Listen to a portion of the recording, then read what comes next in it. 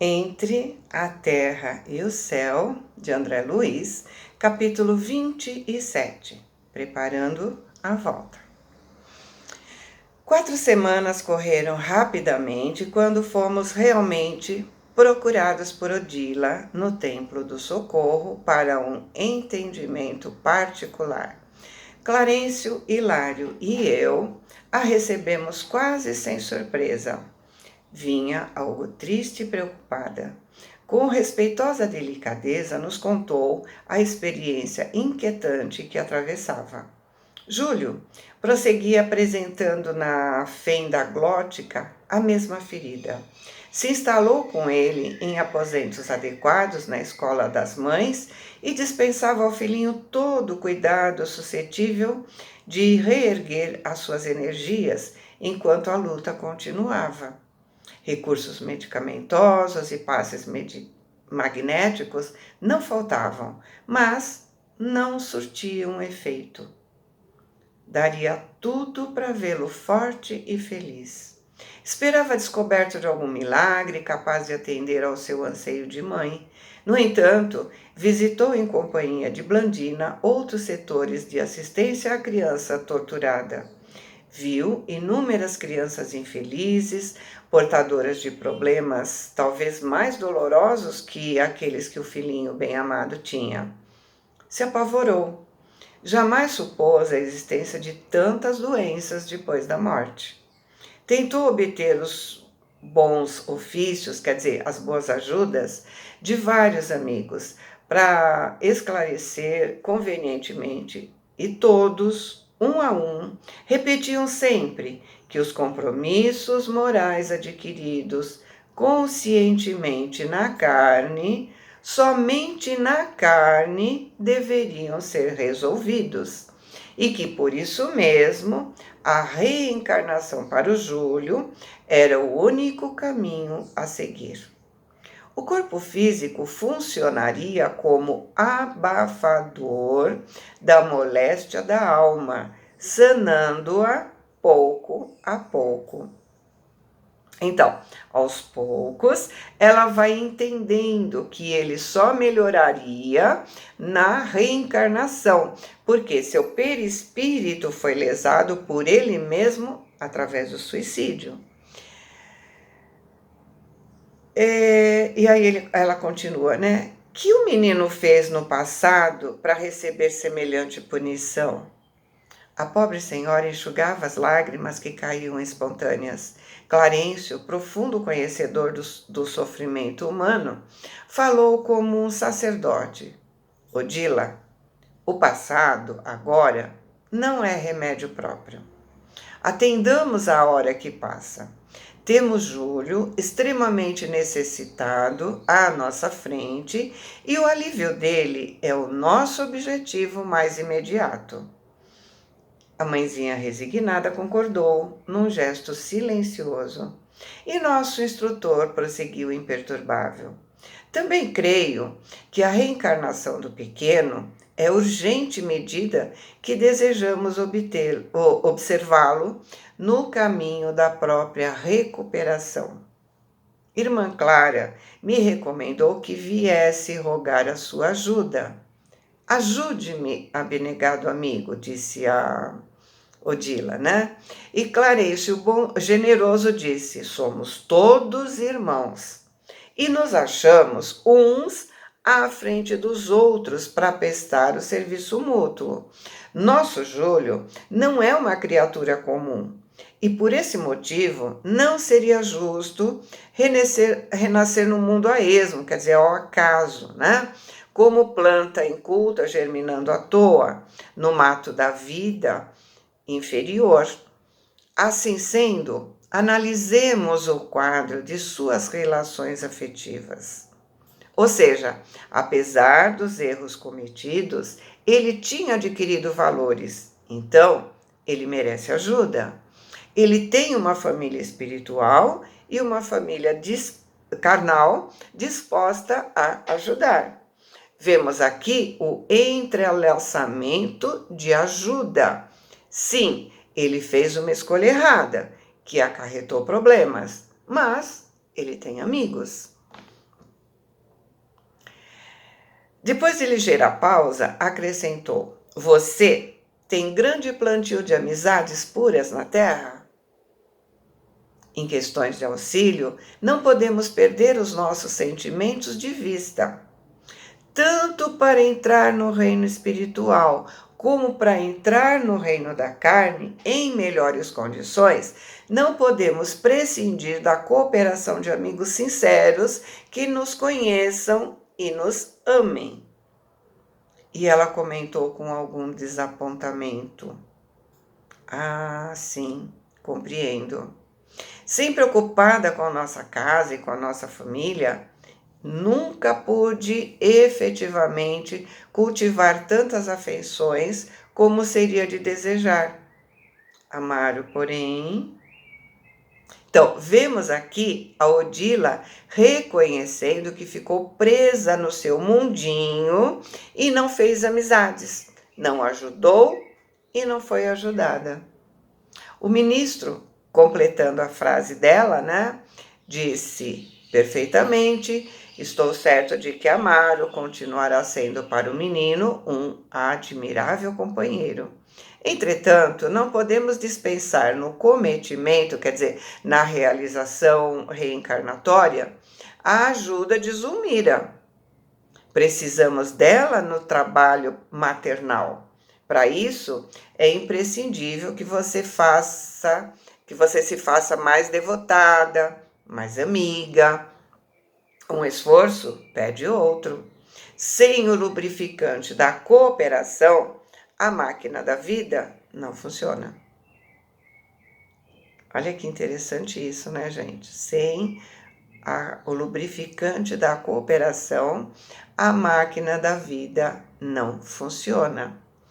Clarencio está colocando que o Júlio precisa reencarnar entre amigos, entre aqueles que o amam, que podem ajudar. E cabe a Odila os preparativos para que isso aconteça.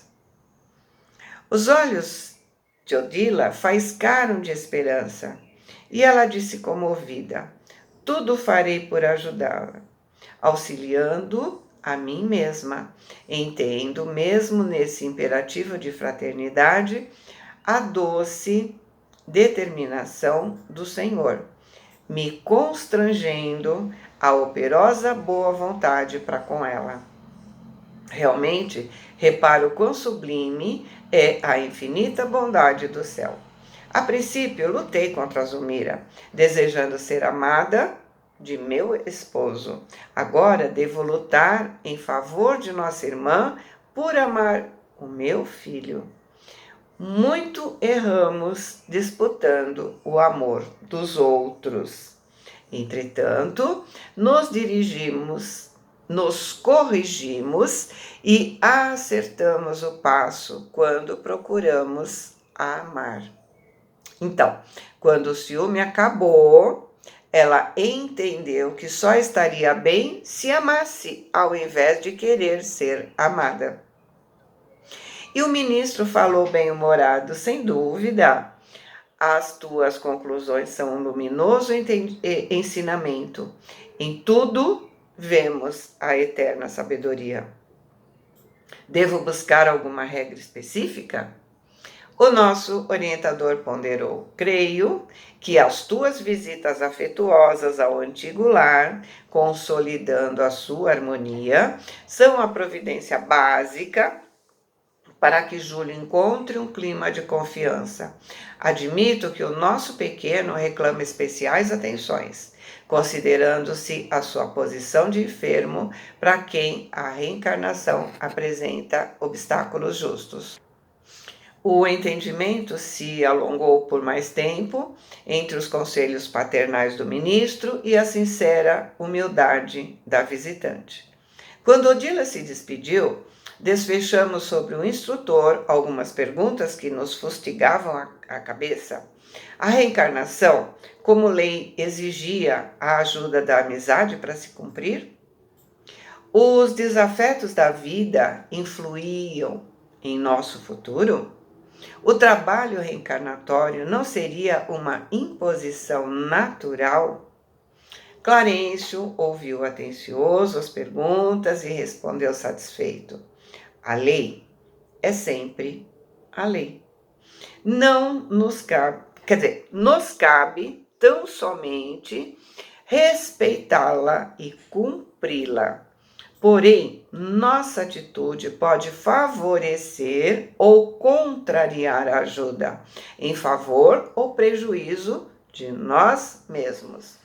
O renascimento na carne funciona em condições idênticas para todos, mas, à medida que o conhecimento e o amor se desenvolvem em nós, conseguimos colaborar em todos os serviços do aperfeiçoamento moral em nossas recapitulações, nossas reencarnações, né? A alma, como a planta, pode ressurgir em qualquer trato de solo, mas não seria justo relegar sementes selecionadas a terrenos incultos. A reencarnação por si, tanto quanto ocorre nos reinos inferiores, a evolução humana obedece a princípios embriogênicos, quer dizer, que produzem o embrião, automáticos. Então, obedece a embriogênios automáticos, com base na sintonia magnética, mas em se tratando de criaturas com alguns passos à frente da multidão comum, é possível ajustar providências que favoreçam a execução da tarefa a cumprir. Nesses casos, a plantação de simpatia é fator decisivo na obtenção de recursos de que necessitamos. Quem cultiva a amizade somente na família consanguínea dificilmente encontra meios para desempenhar certas missões fora dela. Quanto mais extenso o nosso raio de trabalho e de amor, mais ampla se faz a colaboração alheia em nosso benefício. Então, aqui temos pontos importantes, né? A reencarnação pode ser igual para todos, mas pode ser diferente se tem merecimento para isso. Ele poderia reencarnar em qualquer família que se dispusesse a recebê-lo, mas seria conveniente renascer entre amigos. E ele tinha mérito para isso. Quanto mais amigos temos, mais condições temos de desempenhar missões. Não devemos, portanto, nos fecharmos em nossa família consanguínea. Quanto mais amigos, mais possibilidades de cooperação. Hilário perguntou com interesse: e quando desprevenidos, deixamos que a antipatia cresça em derredor de nós? Toda antipatia conservada é perda de tempo, em muitas ocasiões acrescidas de lamentáveis compromissos. O espinheiro da aversão exige longos trabalhos de reajuste. Em várias circunstâncias, para curar as chagas de um desafeto, gastamos muitos anos, perdendo o contato com admiráveis companheiros de nossa jornada espiritual para a grande luz. Lembra? Reconcilia-te o mais depressa possível com o vosso adversário, enquanto todos estáis a caminho, para que ele não vos entregue ao juiz, o juiz não vos entregue ao ministro da justiça, e não sejais metido na prisão. Digo-vos em verdade que daí não saireis, enquanto não houver pago o último real. A lição de Mateus, né, é muito abrangente. Devemos não apenas perdoar, mas principalmente nos reconciliar com nossos adversários ainda enquanto encarnados, pois engana-se aqueles que julgam que a morte do corpo vai redimir as ofensas e não será mais necessário perdoar e se reconciliar. As ofensas permanecem com o espírito desencarnado e enquanto o perdão não for proferido do fundo do coração, traz empecilhos para o desenvolvimento e evolução espiritual. Como diz Francisco de Assis, é perdoando que se é perdoado. O perdão é libertador. Quando nos magoamos, colocamos algemas em nós e no outro.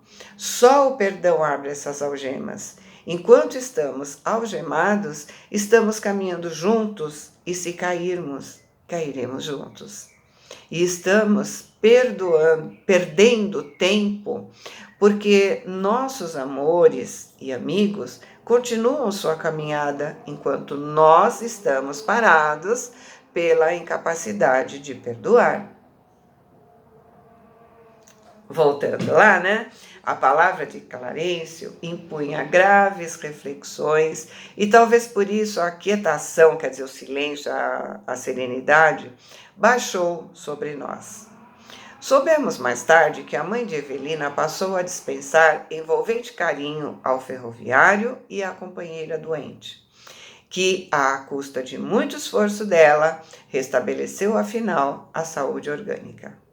Preparando o retorno do filhinho, Odila se associou de coração à tarefa de restaurar a harmonia conjugal e o contentamento de viver.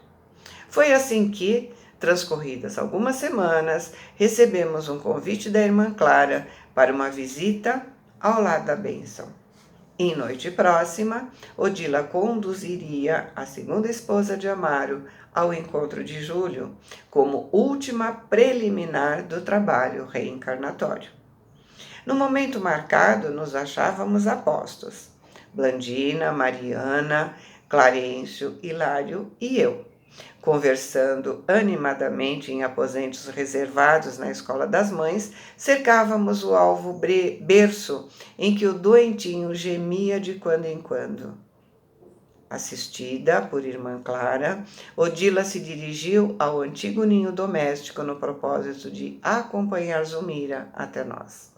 Decorrido algum tempo de expectação, as três chegaram envolvidas em luminosa onda de paz.